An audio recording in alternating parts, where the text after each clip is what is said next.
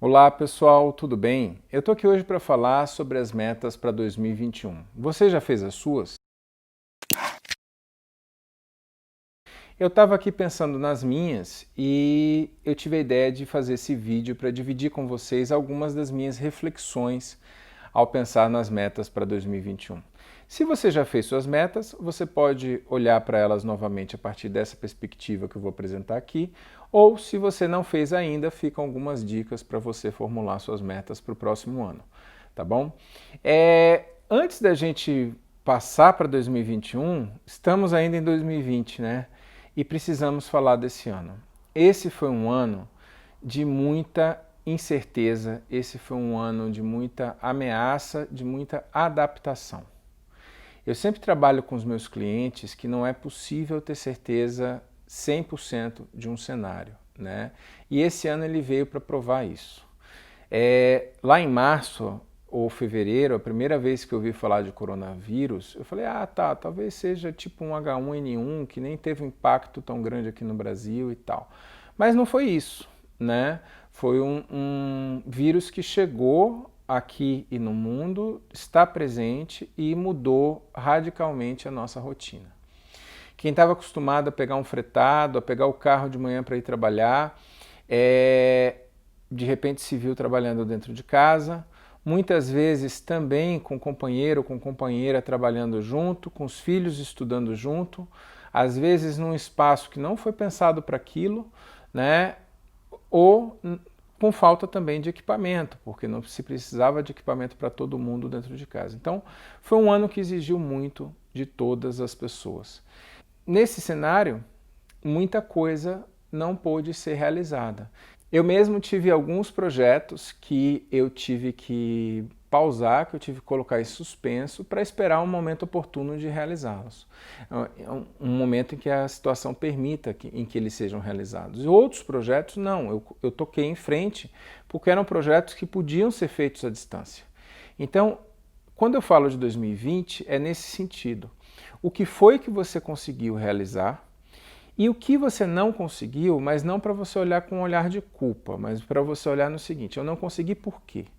Eu não consegui porque o contexto não me permitiu, eu não consegui porque eu não estava preparado o suficiente, eu não consegui porque eu mudei a prioridade no meio do caminho por causa da pandemia e acabei dando atenção a outras coisas. Então é nesse sentido, porque a próxima pergunta é se essas metas que não foram atingidas em 2021, se elas ainda em 2020, desculpem, se elas ainda fazem sentido, né? Porque às vezes nessa mudança elas podem não fazer sentido. Mas se fizer, vale a pena planejar de acordo com a situação. E aqui vem um outro ponto, né? Que é levar em conta a situação. Quando eu falo de situação, gente, eu não estou falando só de coronavírus, não. Estou falando de um monte de coisa, né? Eu estou falando de situação social, de situação política, de situação econômica e de situação pessoal. Eu estou disposta a fazer isso nesse momento, a colocar isso como prioridade na minha vida nesse momento? Tudo isso faz parte de sua situação nesse momento no mundo. E é a partir disso que você precisa formular, né? Um dos planos que eu coloquei em suspenso, que não sei quando eu vou realizar, é uma viagem de moto, né? De aproximadamente uns 10 mil quilômetros. Essa viagem estava planejada para acontecer agora em 2020. Obviamente ela não aconteceu, né? E eu não sei ainda se ela vai acontecer em 2021. Né? Vai depender de uma série de fatores que eu ainda não tenho resposta para eles. Mas essa é uma meta pessoal. As minhas metas profissionais para 2021, eu consegui manter, para 2020 eu consegui atingir quase todas, porque o meu trabalho é um trabalho que é possível de ser feito à distância, né? Algumas eu tive que ajustar e outras eu não realizei porque a prioridade mudou. Então é a gente fazer essa análise para a gente ver se essas metas continuam valendo, né? E aí um outro ponto é o seguinte, não é hora de fazer o impossível, né? Eu acredito muito na consistência das nossas ações. Então é melhor você ter ações que estejam dentro do seu alcance, mas que elas sejam consistentes e constantes, do que você fazer um mega esforço que você não está preparado agora para fazer. Então, eu geralmente prefiro esse tipo de abordagem com os meus clientes, comigo, né? Eu acredito muito nesse tipo de aproximação das metas, né?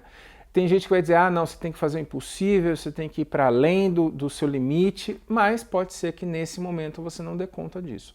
Se você está preparado para isso, internamente e no contexto social, familiar, então ótimo, então manda ver. Mas se não, faça o que for possível, faça o que tiver ao seu alcance, desde que você se mantenha na direção daquilo que você planejou. Isso entra junto com uma outra questão, que é a necessidade da gente ser realista. Eu gosto muito do Byung-Chul Han, já coloquei material sobre ele no Instagram, aqui no YouTube também. E o Byung-Chul Han fala muito do problema do excesso de positividade dessa época que a gente está vivendo. Basta você pensar que você consegue fazer, basta você imaginar que você consegue fazer, e a gente sabe que as coisas não são bem assim, né, gente? O pensamento positivo não é suficiente para realizar nada. Eu gosto muito de estudar biografias, e todas as biografias que eu estudei de seres humanos notáveis são pessoas, eles foram notáveis porque eles eram realmente pessoas fora da curva, né? Eles eram pessoas que tinham uma noção clara daquilo que eles queriam, então tinham um objetivo em mente, tinham uma direção a ser seguida, se prepararam para os desafios que eles iriam enfrentar, e tiveram um contexto social, econômico e político que permitiu que aquilo acontecesse. Todos, sem exceção. Sem exceção. Né?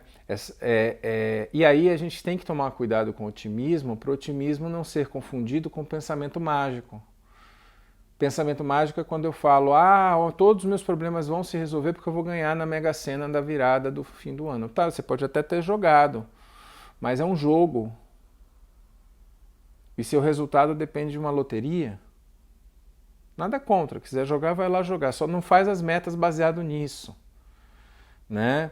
Porque isso corre o risco de ser uma solução fantasiosa. Então, a gente tem que tomar cuidado para a gente não cair nessas armadilhas. Por isso, eu prefiro uma abordagem mais realista para os meus problemas. E geralmente isso funciona.